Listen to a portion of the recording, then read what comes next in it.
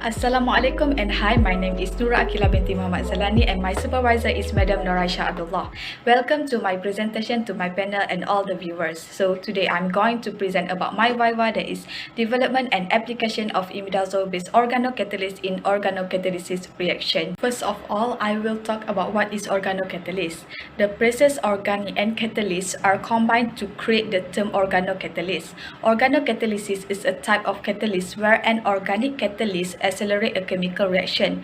Organocatalysts are small organic molecules that have the ability to catalyze reaction in the absence of metal or metal ion. The organocatalysts used are also frequently inexpensive, readily synthesized, chemically robust, and low molecular weight. Next, imidazole is an organic compound with the formula C3N2H4. Imidazole can be found in a wide variety of organic chemicals with unique biological properties. According to Han et al. 2019, the 5-member ring of imidazole has aza and amine function that give it an amphoteric characteristic. The imidazole ring's nitrogen atom has a mild basicity since it is pyridine-like. So there are 3 problem statements in this review. First one, currently more research has been done on imidazole derivative as organocatalyst. In the last decade, however, only a few findings on imidazole derivative have been included in the review paper. Second one is, in order to achieve high product yield, selectivity, and the required characteristic, reaction condition must be optimized for organocatalytic reaction. And the third one is, imidazole should be investigated due to its advantages and potential catalysts in organocatalysis due to different catalytic reaction. For the research question in this review was about what are the development pertaining to the use of imidazole in organocatalysis and what are the substrate scope of various catalytic reaction in imidazole.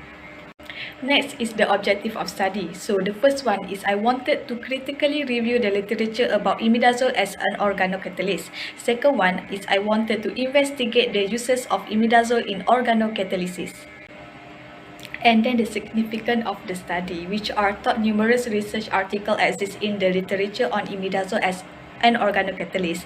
This field has not been reviewed thoroughly.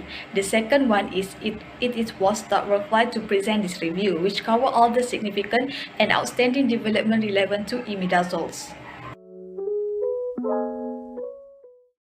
Then I will explain about literature review. First one is about imidazole-based polyamide organocatalyst. In scheme 1, the aldol reaction of hydroacetone and various ester was observed and investigated under optimal condition. Catalyst 1 showed the highest yield 85% and stereoselectivity with ratio 9:1 diastereoselectivity and 81% enantioselectivity selectivity.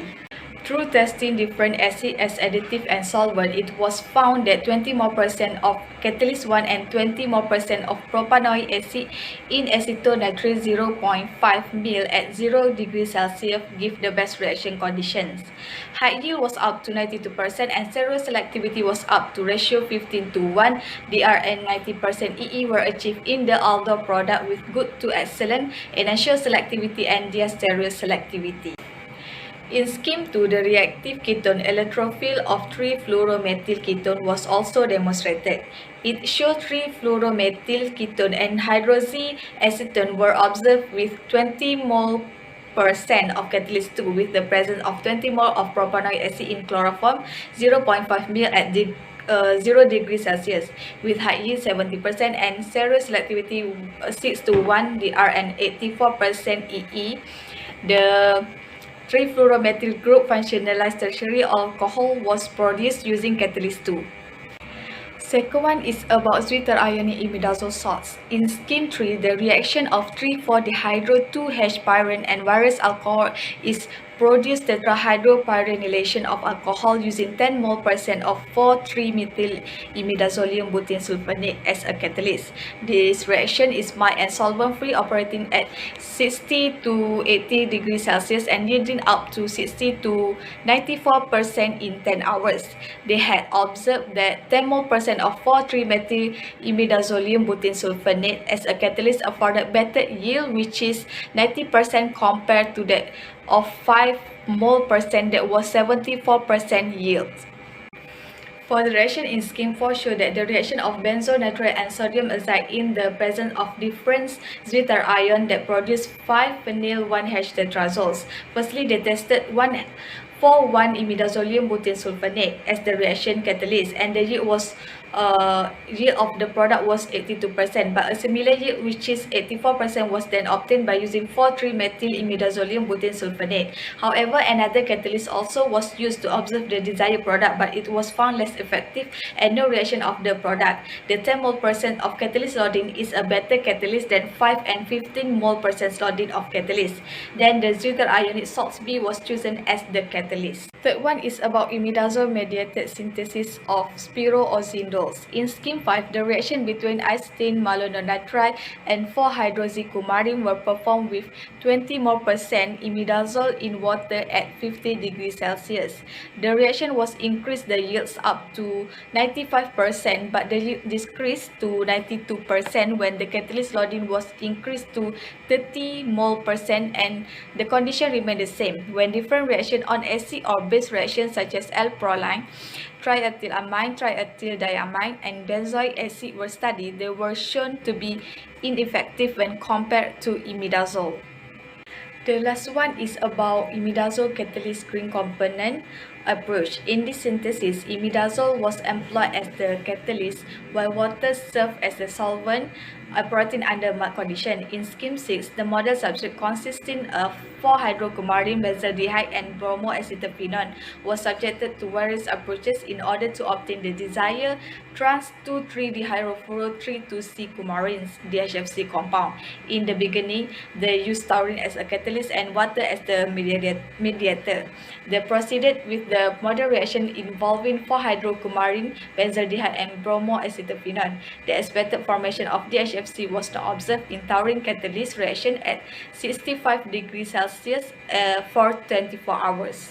So the reaction carried out in acetonitrile at 65 degrees Celsius using the newly introduced amphoteric catalyst imidazole 1.0 equivalent proceeded smoothly.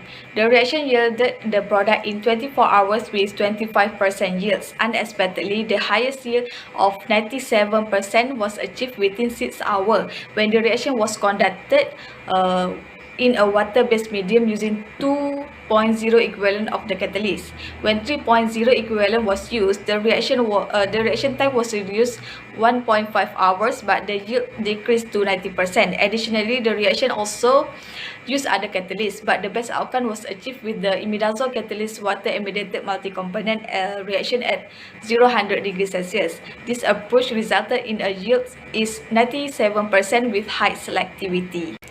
In conclusion, the catalytic activity of imidazole, which is frequently used in organic synthesis, has been studied by numerous groups. The moderate catalytic properties of imidazole reduce the production of side product and increase product yield. Imidazole acts as an effective catalyst for the reaction.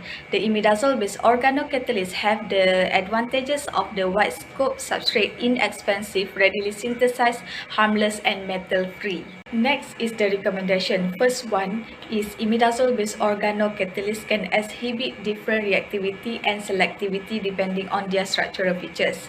Further study can focus on designing and optimizing imidazole-based organocatalysts by modifying their substituent, backbone structure, and chiral environment to enhance their catalytic efficiency and expand their scope.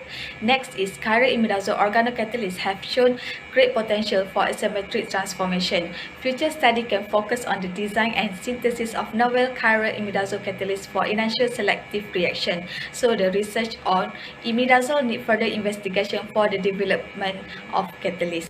That's all from me. Thank you.